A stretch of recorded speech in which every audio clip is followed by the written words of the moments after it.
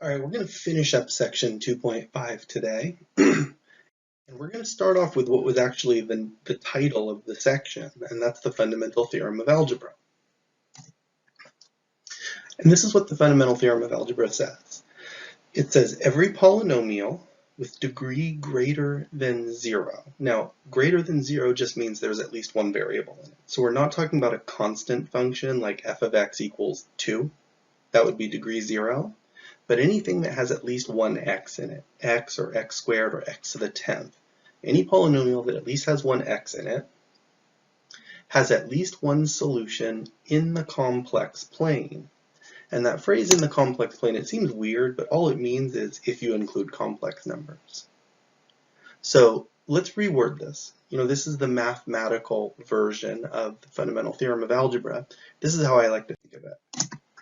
It basically says if you're solving a polynomial, if you include the complex numbers, there's no such thing as no solution.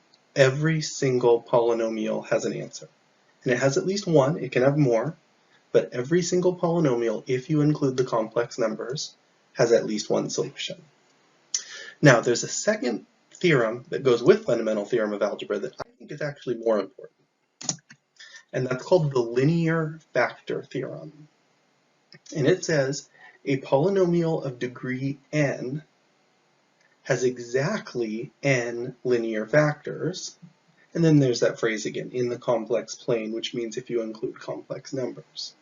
Now, the reason I say it's more important is if you have a polynomial and you say, well, it has at least one answer, that's good, but you don't know how many answers it has. If it's a x to the 5th function, it might have 1, 2, 3, 4, or 5. It could have up to 5 answers. But the linear factor theorem says if you're talking about linear factors, then it has exactly that many. For example, like if I have, and we'll keep it kind of simple. If I have a 3rd degree function here, like an x cubed function, if I factor it and it's x plus 1 times x plus 2 times x plus 3, that's 3 linear factors. And it's 3 solutions also. But if you throw exponents in there, it can change. Maybe I have a function that factors into x plus 1 times x plus 2 squared. See, that still counts as 3 linear factors because the x plus 2 is there twice, but that doesn't have 3 solutions, it only has 2. Or the last possibility is you could have one that's just x plus 1 cubed. That counts as 3 linear factors, but it's only one solution. So that example shows you why no matter what, if you have a 3rd degree polynomial, if your highest power of x is x cubed, and you factor it completely, no matter what, it will always have 3 linear factors, even if some of them are repeated. Now, each linear factor also represents a solution, but if they repeat, you could have fewer than 3 solutions. So, here's one more example, just to throw some numbers in there. I said, for example, if you have a 5th degree polynomial, an x to the 5th polynomial, then no matter what, you can always write it as 5 linear factors. Some of them might be repeats. I said if you include repeating factors. Some of them might be complex numbers because we said in the complex plane. But you know for sure, no matter what, if it's an x to the 5th function and you factor it completely, you will have 5 factors, period. Now, just as a reminder, a linear factor is something like this, like x plus 3, or 5x minus 7. Or, and I added a new one on there, that's a linear factor with a complex number in it. So it doesn't look linear because it has 3 terms. You see the x, you see the 3, and you see the minus 2i on the end, and you think to yourself, well, linear factor is only supposed to have 2 terms. Being a linear factor isn't about how many terms there are, it's about the power of x. And because that's x to the 1st power, it is a linear factor. And what you're really doing is you're saying this 3 minus 2i is not 2 separate things. That's one number by itself. It's x plus a complex number, 3 plus 2i. So don't be confused if you see one with 3 terms. It can still be a linear factor as long as it's x to the 1st power. So keeping that in mind,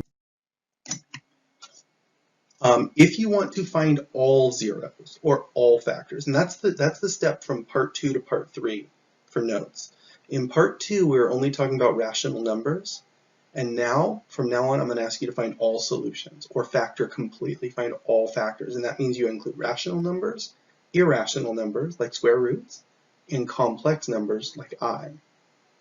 So you're going to follow the exact same steps before. And the complex or the irrational zeros, you're not going to find those in the synthetic division part because that's what we use the rational zero test for.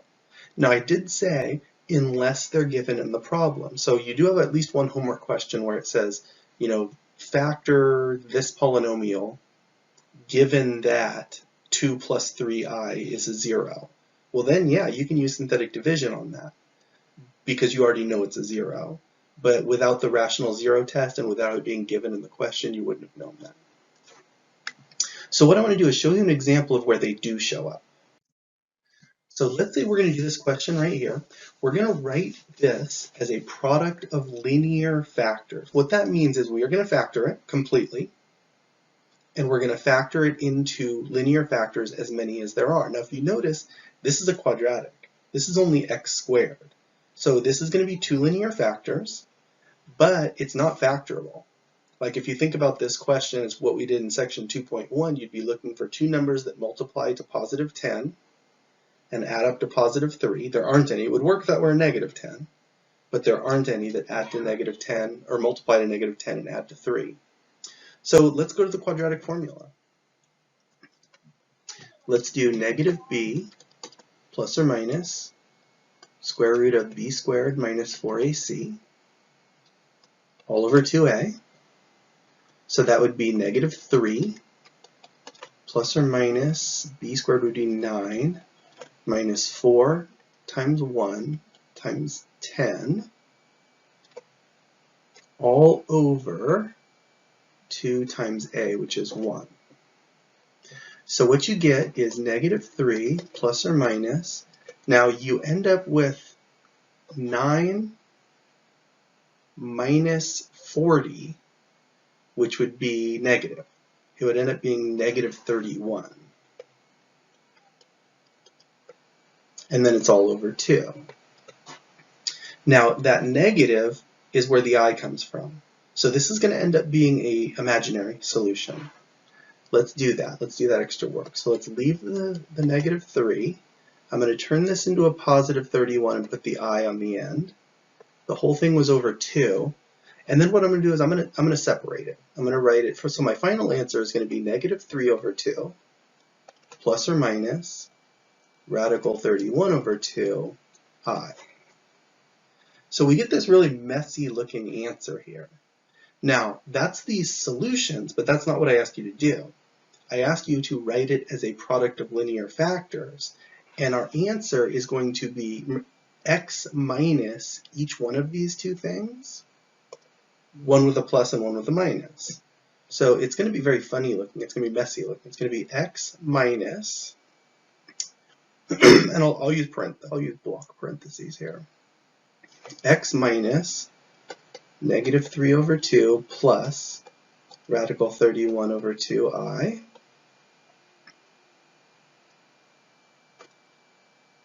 times, I'm going to move down here, I ran out of space, x minus negative 3 over 2 minus radical 31 over 2i. So for my final answer down here, if I get rid of the blocks and distribute those negatives, it's going to be x plus 3 over 2 minus radical 31 over 2i times x plus 3 over 2 plus radical 31 over 2i. So that's how you find the linear factors with complex numbers. You end up with a quadratic you're using synthetic division on, and once you get those complex numbers, you convert them into factors. It's always x minus the solution. Even if it's a messy looking solution like that, it's still the same process. So right there is the answer in red on the bottom, is the answer to the question. That's that quadratic written as a product of linear factors. So that usually shows up at the end of the problem. What I want to do with you guys right now is a whole problem.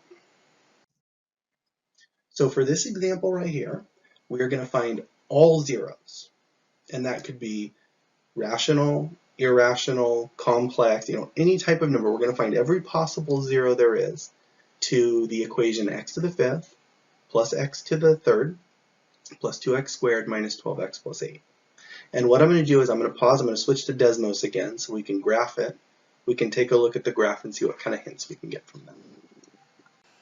All right, so we're back in Desmos. I've typed in our equation to graph it, and I'm looking at the graph right now. And what I see is actually only two x-intercepts. I see one here at -2, and I see one here at +1. Now remember, this was an x to the fifth function, and that means we have 5 linear factors and up to 5 solutions. If we only have 2, it means you either have some repeats or some complex or both. Now, what you see, let's start with the zero at the x-intercept at 1, 0. What you notice is the graph has a turning point right on there. It doesn't cross over the axis like our x-intercepts usually do. It turns right on that point and almost bounces off. What that means is you have a repeat 0 there. It means that 1 is actually a double 0, like it's an x minus 1 squared would be the factor. The word for it is called multiplicity. So what I have is, I think I have 3 real zeros I can use synthetic division on. I have the -2, which will work, and I have the 1, which should work twice. So let's go back to our problem and try those. So from our graph, we think -2 is going to work, and actually from what I told you guys, I think 1 is going to work twice. So let's set up for synthetic division and take all 3 of those out. So we have 1x to the fifth, we have 0x to the fourth, and remember that's very important. We talked about that earlier in the chapter. If you're missing a term, you have to have the 0 in there. We have 1x cubed, 2x squared, -12x, and +8 for our constant. And you can go in any order. Let's do the -2 first. We drop down the 1, multiply -2, add -2. Multiply +4, add is 5. Multiply -10, add is -8. Multiply is +16, add is 4. Multiply is -8, we got the 0. Okay, let's do 1.